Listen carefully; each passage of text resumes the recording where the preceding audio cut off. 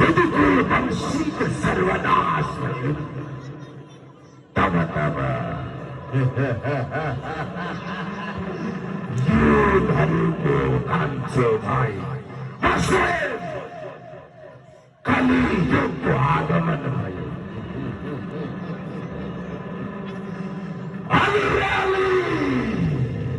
जहाँ जान्छ कलि त्यहाँ बचाउँछ धर्म।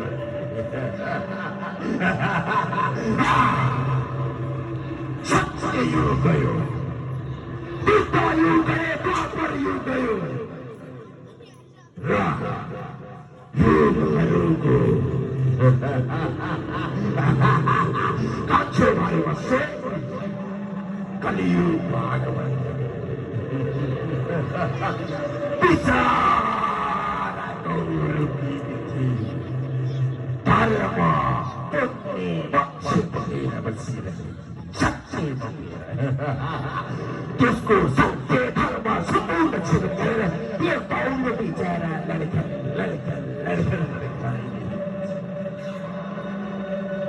अब यो कलियुगमा यो मेरो युगमा जे हुनेछ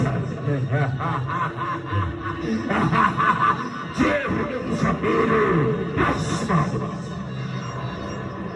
पृथ्वीवासी सम्पूर्ण जनताहरू आजको दिन अहिलेको दिनदेखि कलियुग तिनीहरूको जिन्दगीमा प्रस्थान भइसकेको छ। मेरो यो युगमा धर्म विरुद्ध हुनेछ, सत्य र असत्य विरुद्ध हुनेछ र असत्यको जित हुनेछ, सत्यको पराजित हुनेछ। दाजुभाइ युद्ध हुनेछ। जहाँ जहाँ सत्य भएको छ भनेर असत्यले जित गर्नेछ र सम्पूर्ण प्राणीमा कली छाउनेछ। मेरो यो युगमा जसले भगवानको नाम लिन्छ, जसले भगवान पुकार्दै बस्छ, सबैको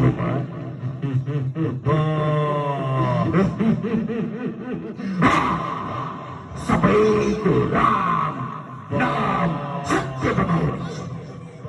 त्यसैले पृथ्वी र निवासीहरू यो कलियुगमा अब भ्रष्टाचार व्यभिचारको जड बस्नेछ, जसले गर्दा कलि महाराज आनन्द हुनेछ।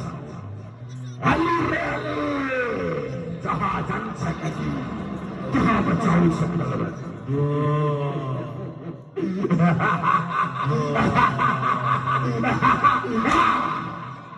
हेर्दो रहेछ यो राज्यमा को आउँदो रहेछ यो कलि महाराजको सामना गरेर।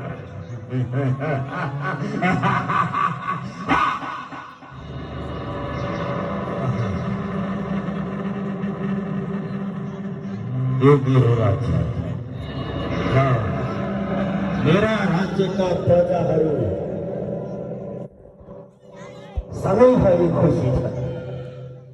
यो परीक्षित महाराजको राज्यमा र राज्यका भक्तहरू सधैँभरि खुसी देख्छु। तर आज यो के भइरहेको छ? सधैँ खुसी हुने मेरा प्रजाहरूको अनुहार आज मैले मलिनो देख्छु त। हे प्रजाहरू, हजुर महाराज, तिमीहरूलाई के चिन्ता परिराखेको छ? महाराज, आजसम्म हजुरले हामीलाई राम्रो सुरक्षा दिनुभएको थियो। हामी हजुरको छत्रछायामा सुरक्षित महसुस गरेका थियौँ। तर अचानक हजुरको यस राज्यमा एउटा कालो पुरुषले प्रवेश गरेको छ महाराज। त्यसैले हामीलाई त्राही मारेको छ। कालो पुरुष हो महाराज, मेरो राज्यमा आएर मेरा भक्तजनहरूलाई दुःख दिने त्यो कालो पुरुष को हो? त्यो त हामीलाई पनि थाहा भएन महाराज। तर त्राही त्राही मचाइरहेको छ, हामीलाई सुरक्षा प्रदान गर्नुहोस् महाराज। हे कालो पुरुष, हे कालो पुरुष,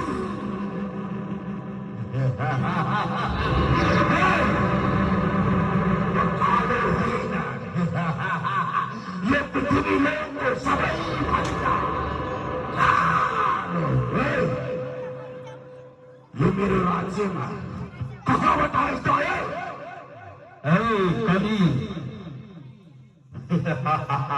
तैँले सोचेका होला यो राज्य मेरो हो।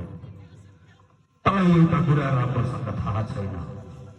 मेरा पिता पुर्खाहरूले आर्यको राज्य हिजो मेरा पिता पुर्खाहरूको राज्य थियो राजा म राजा परीक्षितको राज्य छ र भोलि मेरा सन्ततिहरूको राज्य हुन्छन्। कली राजा परीक्षितको राज्य तेरो राज्य हिजो थियो, अस्ति थियो। जब यो तपाईँ युगको अन्त्य भयो, यतिकुल भविष्यको सर्वनाश भयो, तब यो संसार सम्पूर्ण कलीमय भएको छ। त्यसैले यो राज्य तेरो होइन, यो राज्य अब केवल कली महाराजको हो। हे कली, तैँले कसरी धर्मको विरुद्धमा बोलेका छस्? मलाई राम्रोसँग थाहा छ धर्मको रक्षा कसरी गर्नुपर्छ।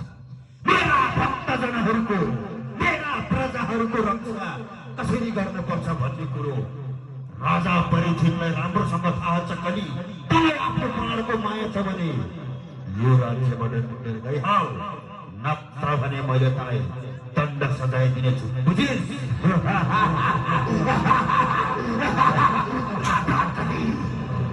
कलीलाई तैँले यो राज्य छोडेर जा भन्ने विश्वास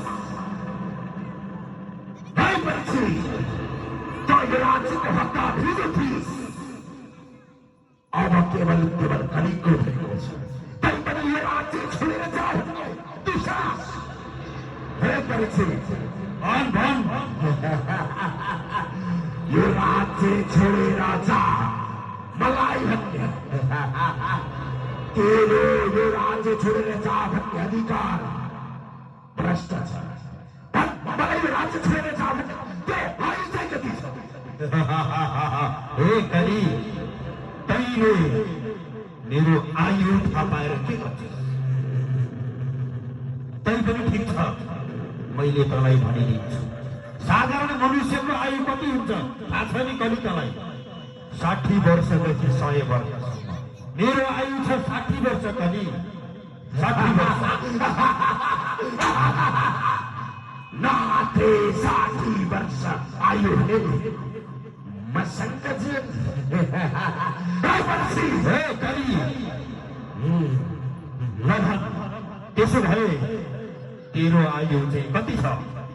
मेरो आयु सुन्न चाहन्छस्? भन छिटो भन। ध्यान दिएर सुन लल्लास। मेरो आयु मेरो आयु 2 लाख त्यो पनि होइन। मेरो आयु 32,000 वर्ष रहेको छ। 60 वर्ष आयु हुनेले मसँग छु। अब यो राज्यमा 4,32,000 वर्ष हुने राज्य गर्छ कि नाथे 60 वर्ष आयु हुने गर्छ? हे कली, तैँले बोलेका कुराहरू मेरा प्रजाहरूले बुझ्दैन। तेरो आयु 4,32,000 वर्ष होस् या 8,64,000 वर्ष होस्, तँलाई आफ्नो प्राणको माया छ भने यो राज्यबाट निक्लेर गइहाल।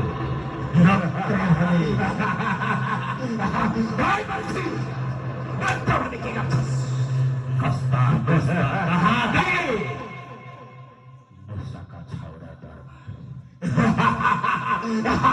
नाथे 60 वर्ष आयु हुने मलाई धम्की त्यही पनि भएपछि कान खोलेर सुन। गए जङ्गलमा दुईटा शेर अवश्य मैले भन्दै भन्न लाग्दै थिएँ कहिले हुँदैन त्यसैले सुन आज युद्ध गरौँ जसले जित्छ त्यसको राज्य हुनेछ एउटा कुरा पनि याद राख युद्ध मैदानमा जो परास्त हुन्छ नि सुनेको छस् सुनेको छु युद्ध मैदानमा जो परास्त हुन्छ त्यसले यो राज्य छोडेर जान पर्छ मन्जुर कली राजलाई बाचा तयार छु तेरो बाचाको लागि तर जसले हार्नेछ त्यसले यो राज्य छोडेर अवश्य अति शीघ्र जानुपर्छ पनि तेरो शब्द मन्जुर चलेपछि त समाज जानको लागि मलाई कुनै हात हतियारको आवश्यकता पर्दैन तसँग त म मल्ल युद्ध गर्नेछु पनि आइजेपछि तँलाई यो मेरै हतियारले सिद्ध्याउँछ पर्खिया माला अड्किरहेछ आइज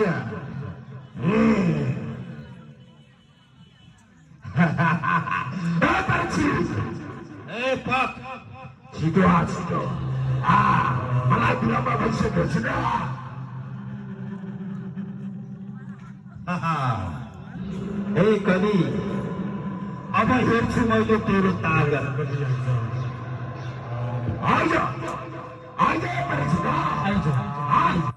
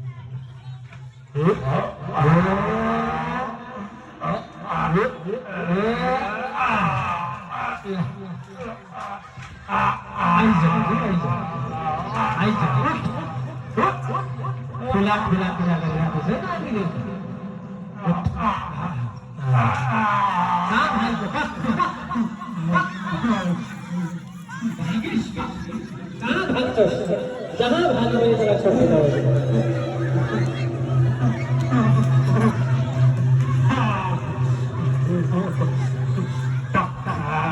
कहाँ पुग्छस् कली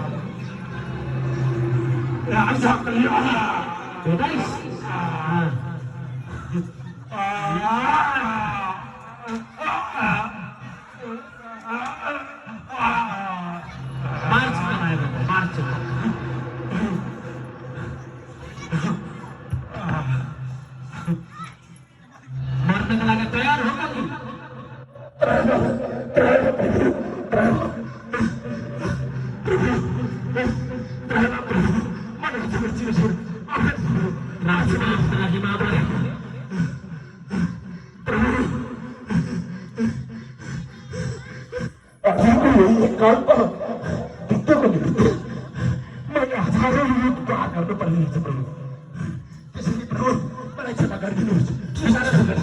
कली मेरा पुर्खाहरूले मलाई सिकाउनु भएको छ कि शरणमा आएको व्यक्तिलाई मरण कहिले पनि दिनु हुँदैन भनेर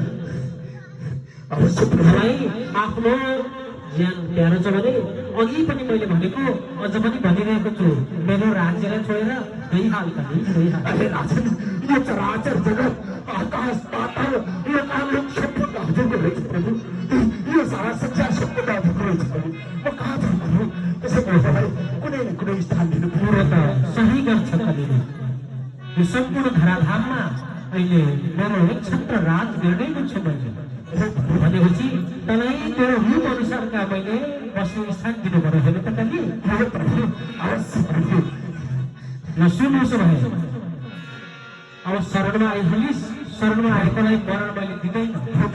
तँलाई बस्नका निमित्त म स्थान दिन्छु, ध्यान दिएर सुन।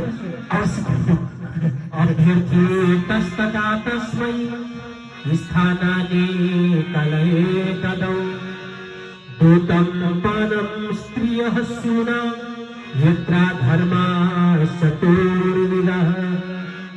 कलि दूतम अर्थात जुवा तास खेल्ने ठाउँमा गएर तेरो बास होस्। कलि प्रभु कति नराम्रो, तर हजुरले दिइहाल्नु छ। म कालो छु, मेरो यो कलियुगमा नकारात्मक सोचहरू छ। म हजुरले दिएको स्थानमा बस्न तयार छु। अर्को सुन, पानम जहाँ मान्छे आफूले कमाएको पैसा तिरी तिरी तिरी तिरी तिरी मदिरा पान गर्छ, त्यो मदिरालयमा गएर तेरो बास होस्। कलि